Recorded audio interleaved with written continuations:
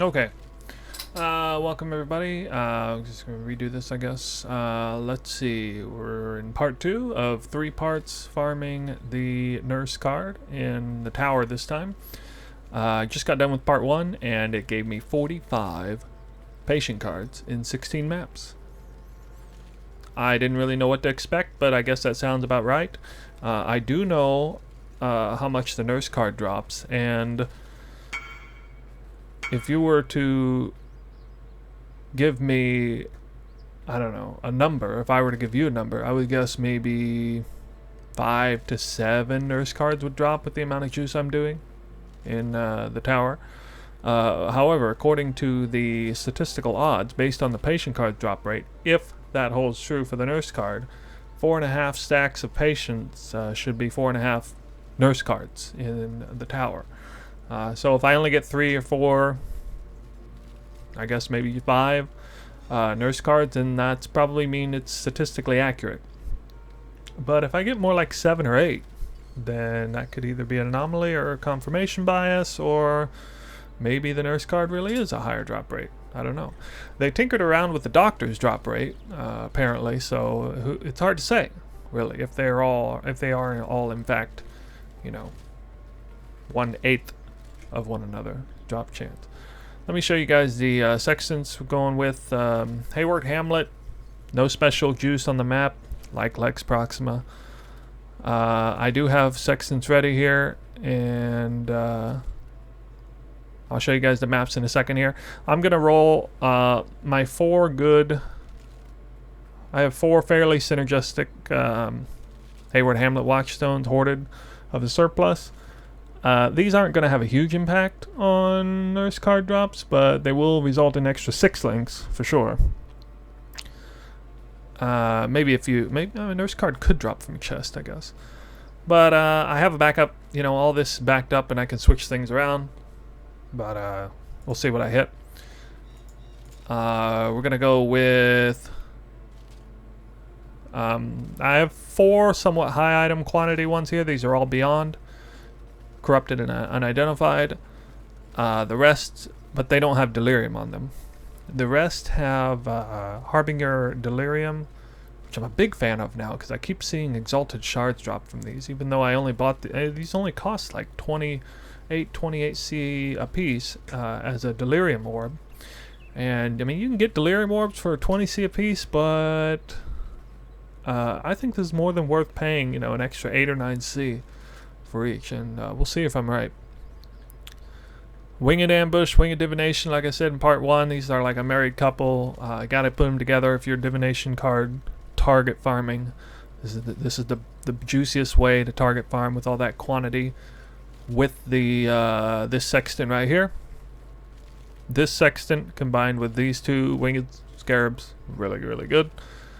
The other 2 Scarabs, I may change them out depending on what these elevated Sextants hit, but for now it's probably going to be Gilded Abyss and Gilded Harbinger Scarab. So let's see what I hit. I'm going to block physical, lightning, and fire. I'm really just hoping to hit at least 1 of either chest quantity. I'm sorry, monsters that spawn from the chest, 600% quantity. Or this one, Strongboxes are corrupt and rare. Or Nemesis 4 would obviously be badass if I hit that. I would like Beyond to be the 4th one, but I mean, I don't know. I do have some options there, actually. So let's see what I hit. Attempt number 1. Okay, cannot take reflected damage. It's not particularly valuable, but it's not a total waste. I mean, it's something that has some value later on. Okay, that one's a total waste. That's Mysterious Barrels. I'll just be rolling over that some other time. Shrine's basically a total waste. Okay. This is the one I'm going to use. Area contains 10 additional packs of monsters that convert when killed. So I didn't hit anything good, actually. At least I hit something halfway useful. Would have liked to have had like corrupted 5% chance corrupted items. Beyond. Extra Abyss. Metamorph would have been nice. Obviously Sacred Grove. Delirium. The Delirium would have been awkward. I already prepped my maps. But anyway, that, you know, like 50, I had like a better than 50% chance of hitting something better than this. So this is actually pretty bad luck. But that's alright. What we're gonna do.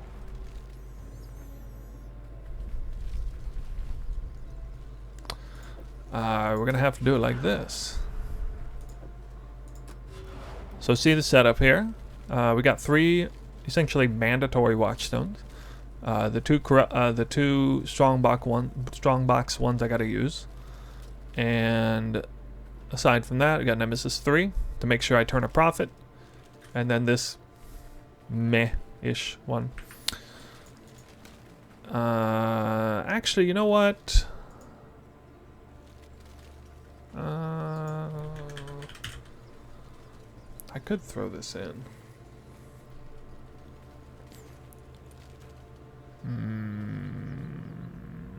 I would probably make more profit if I do that.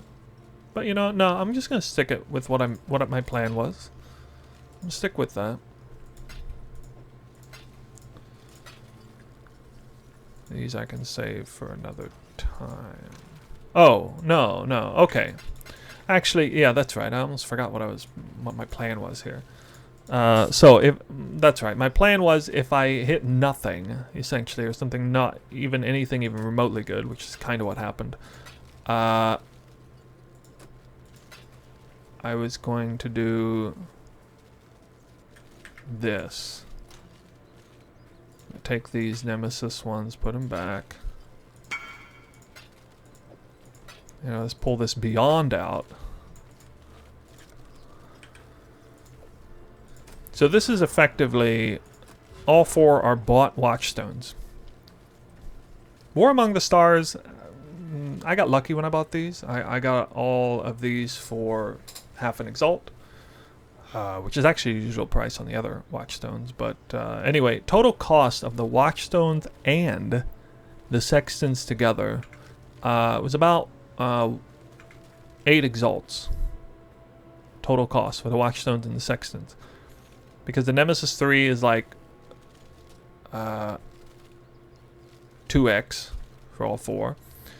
A Booming Populous good roll like this is like 3x. So that's about 5 or 3 or 4x. Basically between these two, you're going to pay about 6x total or a little less. And then these two are basically, or maybe 5x. And this one's about 2x and this one's 1x. The 3 additional Strongboxes, they're rare and corrupted. That's a total throwaway one. People just try to get rid of it. It's like a complete whiff miss. They're trying to hit so many other things, and this is not a good hit. So it sells for very cheap. Half an Exalt, usually, is what this sells for. The other ones are a little more pricey, though. So I gotta remember every 4 maps to put Wharfs Among the Stars.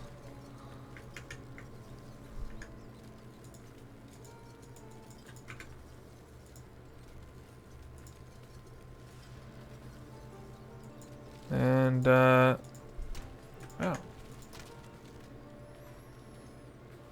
Put these away, I guess. I don't know if I'm going to use these again before the season's over.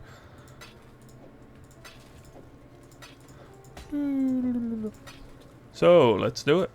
I'll start with one of my better maps.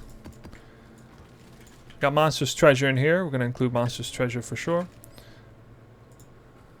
Oh yeah, one last thing. So again, Sextants and Watchstones together, about 8x. Delirium Orb and all the Scarabs equals about 1 Exalt per map. So the grand total is approximately 1.5 Exalts per map. And that's what makes this a sort of mega juicing strategy. We're going to run Alva. I already have Beyond and Nemesis on this. The only map like this, so I get to run Infused Ambush on this. And I might get some ungodly number of Strongboxes on this map. If I get lucky. But we'll see. I definitely did not spawn monstrous treasure there. I wonder if it even can spawn with infused ambush. The tower, it doesn't make sense, but I love this map. I literally love this map. I don't know. It was basically the first map I really juiced when I started, you know, getting decent at the game. Looks like I might die here. Facing a little bit of lag. Hopefully not. We're gonna get a lot of beyond. We got 21% beyond, actually more than that, considering Secrets of the Stone. A lot more than that, now that I think about it. How much is it, actually? How much beyond is that? 24% beyond. That's pretty good. Again, no Atlas passives to speak of, so it's not going to be this amazing synergy. I can't wait to do the Burial Chambers, though, with 6 Abyss per map. Maybe, oh my god. Shaper, influenced hacks or something is just getting me freaking killed. I don't know, but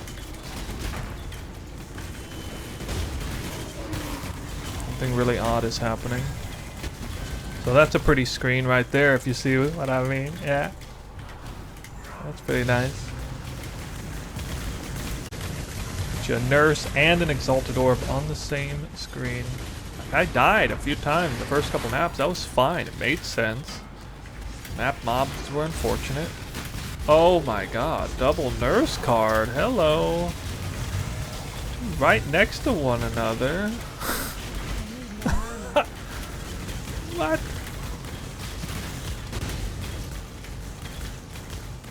Okay, that's I can actually take a lot of headhunter buffs into the boss room with this.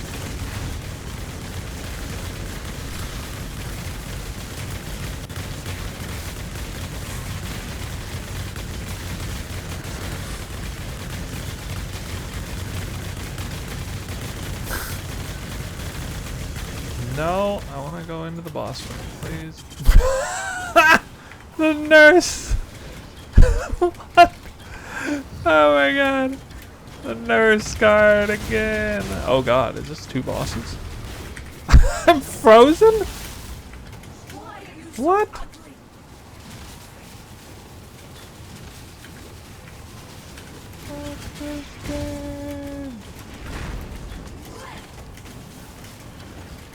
I did get duplicate.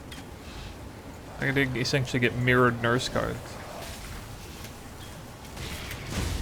I need more mana. Ow.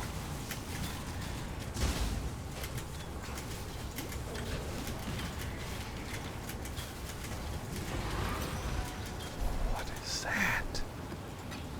What's that last move, man? Huh! Interesting. It's dropped. My health, man.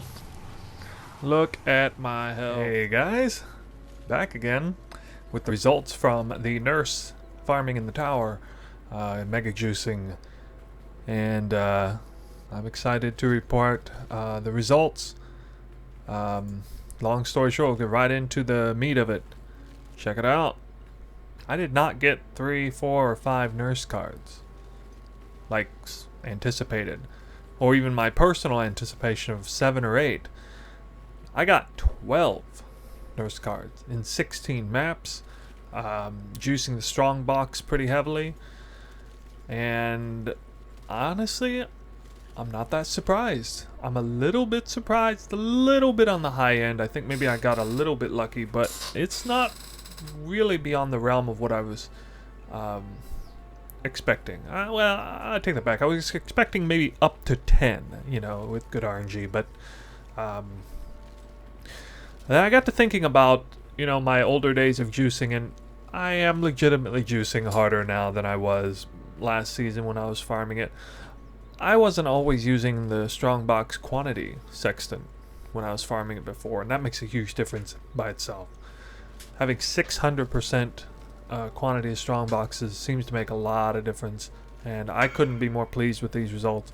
It definitely throws a wrench into the supposition that the nurse card must be 8 times more rare than the doctor, and that the patient card must be 8 times more rare than the nurse, that the patient card must be 64 times more rare than the doctor. I don't think that's true at all. I seriously doubt it, because the nurse card dropped. I mean, I'm not a mathematician. I didn't do any sort of odds calculation, but I'm pretty sure the chance of me finding 45 patient cards in 16 armory maps, turning around finding 12 nurse cards in 16 tower maps, if the odds were 8-to-1 ratio, then we're looking at something like a 1 in 10,000 or greater chance of this sort of outcomes. I just think it's pretty obvious that the nurse card drops more than 8 times more rarely than the patient. If I had to guess, probably 3 to 4 times more rare. Might be 4 times more rare. That might be within the realm of possibility. But anyway, there you got it. 12 nurse cards. And while they are depreciated in value a lot as it's towards the end of the season, early on in the season they're worth 1.7, 1.8 exalts a piece, and they drop almost as much as exalted orbs do. I mean, they basically drop as often as exalted orbs do. So this could be a serious contender in juicing, season in, season out. But yeah, let's get into all of it here. Got a ton of maps. I actually got more maps than usual this time. These are all tier 14 to T16. It might be because I was actually running a T16 for once. That might be why I actually have more maps than usual. I counted all these maps at 5C apiece. That's what I usually do. Even just like rounding down on these maps here, and I did actually calculate this temple as half a exalt. So the map total is 750 chaos. Let's see, the simulacrums together was about 180 chaos. The next part is the heist stuff. Couple of blueprints. Really unlucky with the blueprints, actually. I have way better luck with the blueprints farming the patient. But that's just completely random. With the deception contracts and the rogue markers, total heist stuff was 88 chaos. Expedition stuff, not too bad. Got a lot of Grand Black Sky artifacts. I really only count like the exotic coinage, burial medallions, some Grand Black Scythe, and I've thrown a couple more chaos for all this other stuff. I don't go into too much detail about how I calculated all this. I'm definitely more on the conservative end of it, and 180 C with it. Oh yeah, that's including the expedition logbook with the conservative value weight of 50 C. Let's see. Moving on. I got better luck than normal with the items. I actually got this. This is a 1X item base. It's only item level 83, but apparently Shapered Fingerless Silk Gloves is still 1X. And, I got really highly rolled face breakers here. I had a couple of Tinker Skins. One of them's rolled pretty well. I got a Call to the Brotherhood. I got a well-rolled Praxis. These jewels, these Abyss jewels, I just kind of counted as 10C a piece.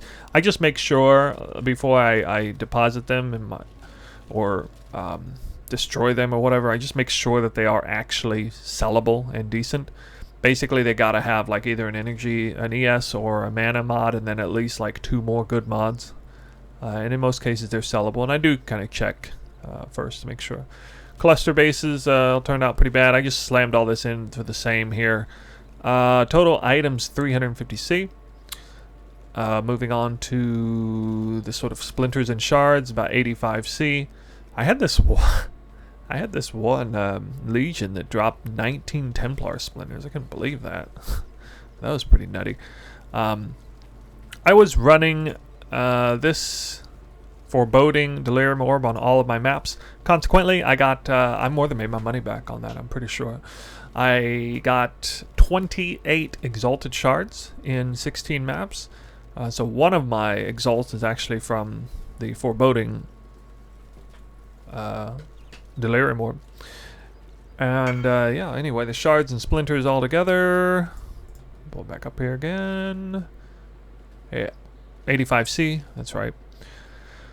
I got 2 harvests, and I am in Haewark Hamlet. So, actually, yeah, I did go ahead and budget that in because I do have Haewark Hamlet on passives, all 6, and it is more likely to show up, and the outcomes are obviously a little better than average. And you know, I didn't hit anything massive big. I hit like reroll suffix lucky, and change resist, some rerolls more common. I did use. I did actually get good fortune on the fossils. I threw in some 20 like no value fossils and came back with serrated fossils. I went ahead and counted those as 40C for the stack. Probably more like 60C, but anyway, getting into currency. This is kind of a usual picture of currency here.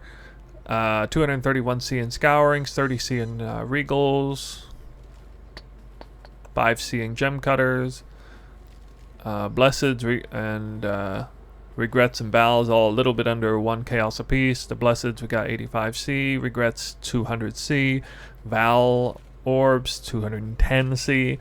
There are 550 chaos orbs. That's right in the ballpark of what's normal for 16 maps at this juicing level.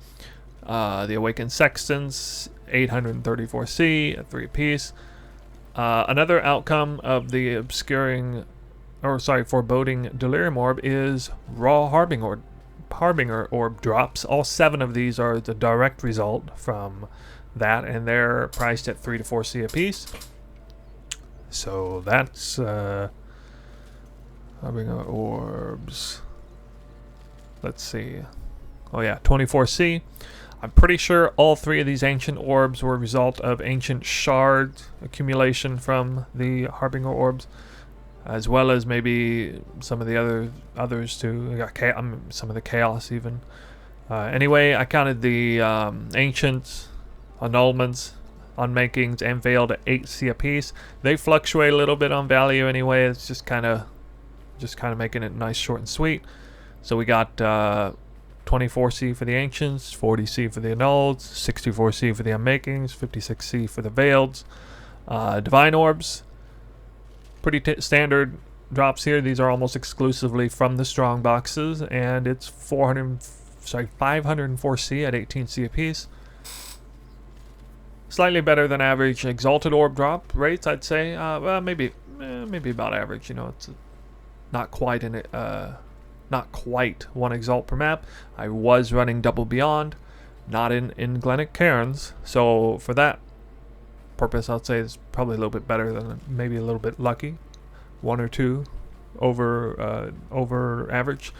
So that's 1820 chaos.